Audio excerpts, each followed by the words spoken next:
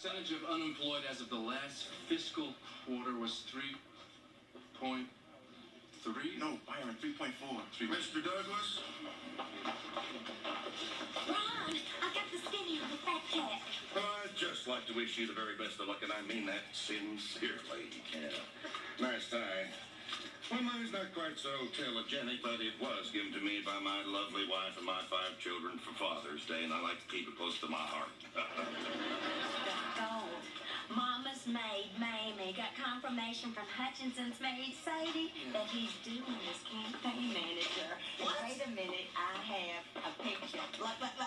Oh, look at the way she wears that dental floss. You done with it? Byron, excuse me, Dwayne. This is so important. I have some great information. I got in touch with Amber Way. What? Don't tell me you believe that story.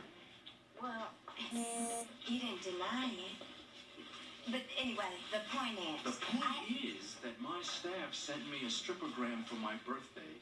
She danced, she left, that's all that happened, and you are way out of line on this.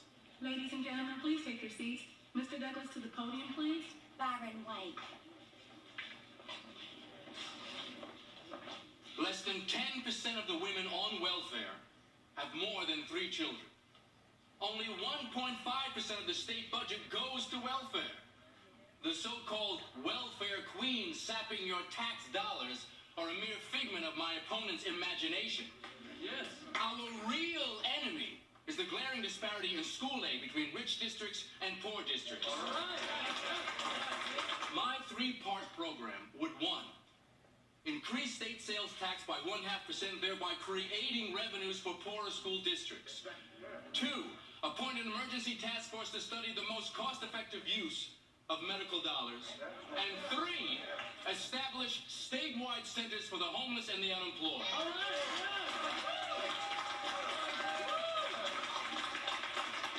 The greatest natural resource in the state of Virginia is her people.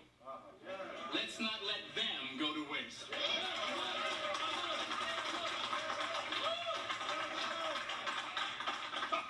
Well, unfortunately, my opponent's 3-part plan is 1 part fantasy and 2 parts naivete. In my district, the unemployment rate is only 2%. Correction, Senator. As of last month, it rose to 3.4%. But in my mind, 1 person out of work is 1 too many. Well, be that as it may, I'm like...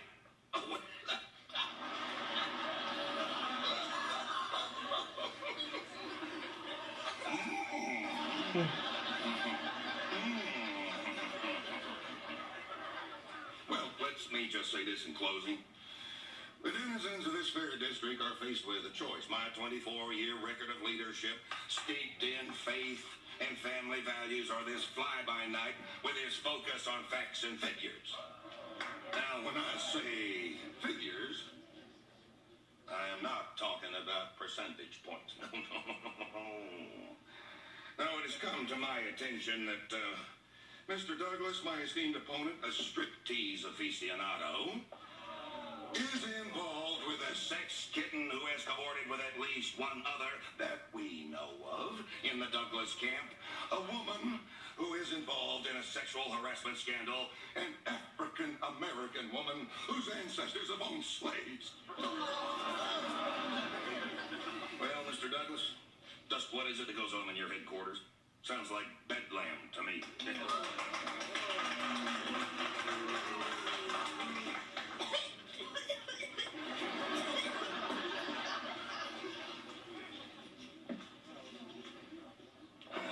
Well, first of all,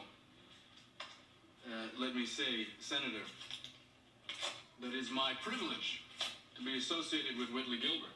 And secondly, Senator Hutchinson, if you spend as much time on the affairs of state as you do on my personal affairs, we would not be faced with overcrowded classrooms,